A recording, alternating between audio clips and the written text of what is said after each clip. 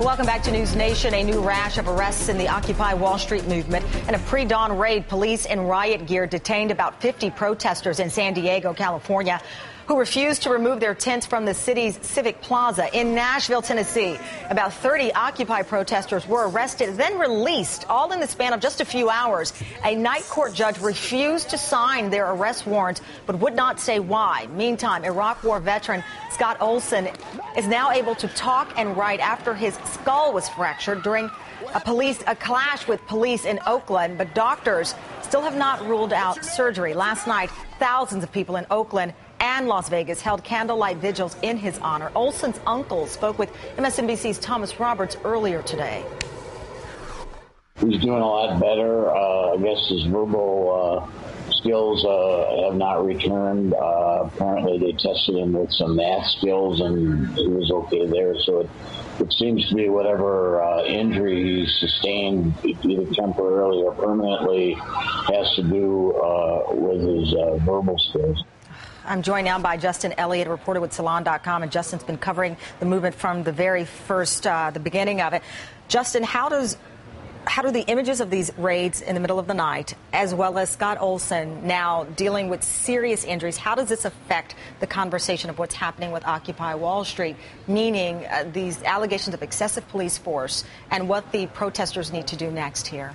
Right. Well, I mean, I think in some ways the continuation of the physical occupation of a lot of these public spaces is not even the most important thing. I mean, I think the most important thing for the protesters to sustain this movement is to sustain the spirit of the movement, to continue being engaged with these issues. But part of their camps is how they have sustained some of the spirit, in that they see each other there, and that's kind of where they've rallied from the very beginning.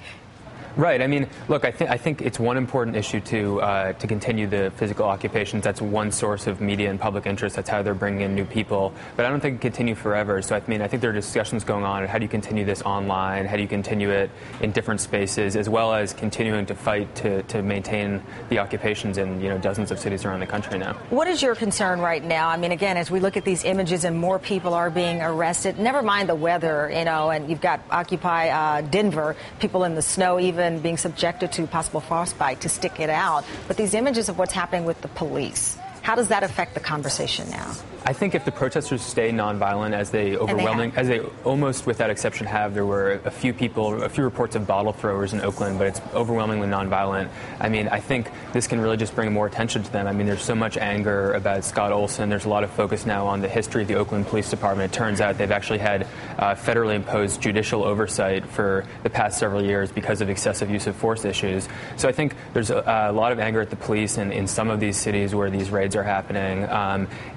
The challenge is, how do you organize around the police issues as well as keep the focus on the issue of basic economic justice that started this whole thing? And one of the ways that Occupy Wall Street in New York, anyway, they're trying to keep the eye on the ball is that they're delivering these letters to some of the big bank executives showing in black and white what they say has happened to them and many others, losing their homes, not being able to pay bills, not even just to be able to afford the basics in life, they say, because of the big banks and decisions made. Right. I mean, there's a march, as I understand it, going on right now just a few blocks away from the studio at Bank of America. They're going to try to deliver letters. I think they have some of them in the form of paper airplanes they're going to try to sort of throw up en masse at the Bank of America Tower. There are protests in dozens of cities tomorrow organized around the G20 meeting in Paris. So, I mean, this thing is still gaining steam. I mean, New York Times poll came out this week, said 43% of Americans generally agree with Occupy Wall Street. So, I mean, it's very hard to sideline this as not a mainstream movement at this point. Absolutely. And the other poll that came out regarding income disparity and the CBO numbers, with the wealthiest seeing their income increase by 275%, those who are middle income or a little below only seeing their income increase by 18%, all add to the fuel to the fire that these protesters are looking for. Justin, thank you very much for the update. Thank you. Appreciate it.